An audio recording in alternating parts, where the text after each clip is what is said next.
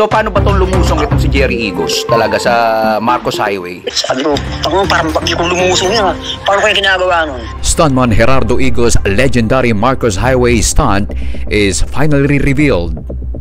Placido Valdez has confirmed the explosive, death-defying details to Dwayne Entertainment. The truth about the rumor-filled story is now out.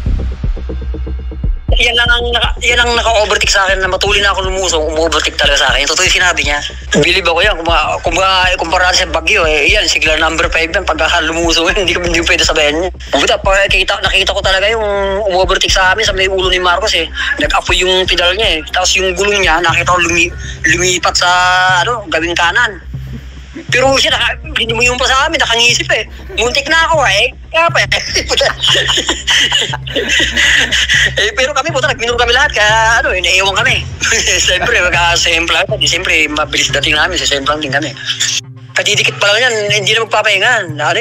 Kaka-counter pa yan, o-overtake sa yan.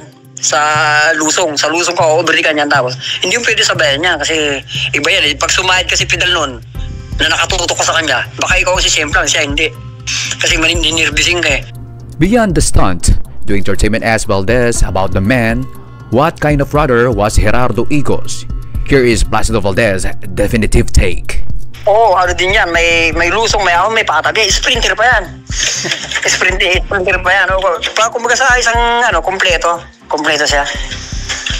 Kompleto na malakas ang loob.